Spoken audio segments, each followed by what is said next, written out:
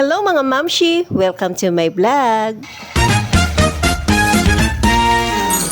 Isa na lang kadlaw mga iloy, makapaway naman tani kay Biyernes naman. Charot. Kamusta ang ulam sa mga anak ta mga iloy? So akon mga iloy, nagprito lang ko na itlog.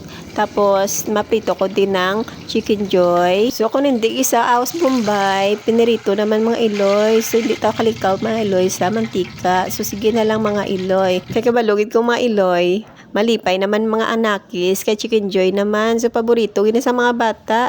So, ari naman ta mga iloy sa preparar series. So, gina-prepare ko na naman again and again ang ilang nga balolonon. Pagtapos, tada sila gali mga iloy pamahaw. So, malakat na ni sila. Masinggol na lang sila na mga iloy. Kay manang lili. Kay hinay-hinay maghiyo. So, pagkatapos nga naklakat na sila tanan. So, namahaw na lang ko da mga iloy. Kay balaan nyo naman. So, pagkatapos ko gali pamahaw mga iloy, naglaga ko da itlog. Samtang naglaga ko itlog mga iloy, nangugas na lang ko pinggan. So, tapos na ko dagal mangugas pinggan, mamunlaw na ko. Kaso ma-open ko ano isang parcel mga iloy. Kay wow! Parcel na naman.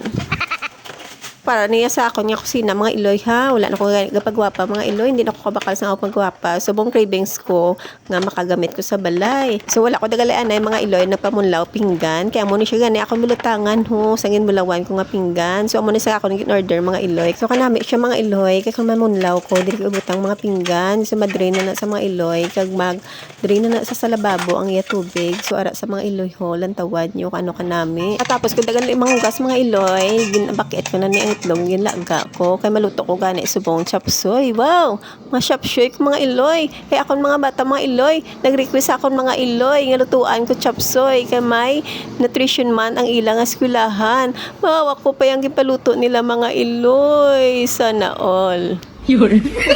Ako gintudlo nila mga iloy sa eskwelahan nga ako maluto sang ilang mino. So ari ang kama ng ilchi, marinate ko ni kabiyang iya nga bangros. So may budget na sila iloy ginatag sa akon. So ara mga iloy worth 500 na kaliyang iya nga bangros. So amo naman iyan ni manang lili ho chapsoy naman ang ipaluto sa mga classmate ya kag ma'am niya. Start ako dagali mga iloy, nagisa na ko daos Bombay. So nang butang ko da butter mga iloy kay para namit. Pagkatapos ko magisa aus Bombay, so isa ko naman ang manok. Tapos kinsunod ko naman ang atay. So wala lang tanay, labas serye, himo serye kag pamulad serye kay business subong ang iloy.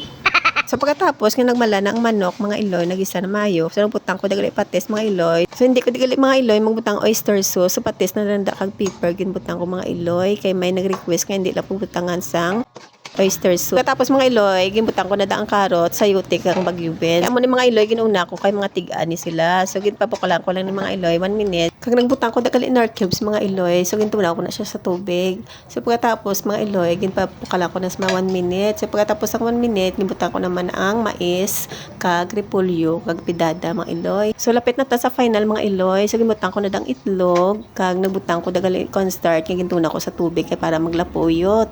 So ara na mga iloy, lapit na lang gid mga iloy maluto ang chapsoy ni Manang Lili.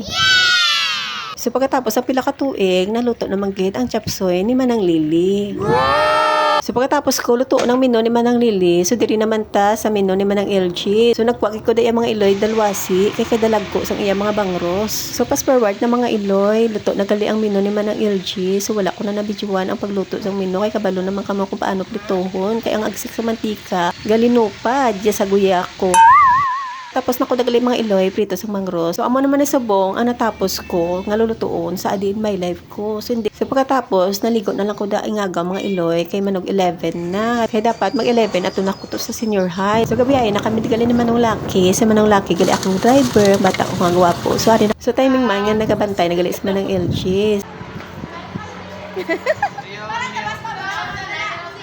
So pagkatapos ko na ng LG, nagsaka naman ko sa babaw sa second floor. Bago pagkabot ko, lipay-lipay ang mom. So ang mom, nikalit ni Manang Lili, friend ko ni since high school. So papulit na kami dagali ni Manong Lucky. So natapos naman ang Adi in My Life ko sa pagluluto. So diri na lang anay mga iloy. Thank you for watching.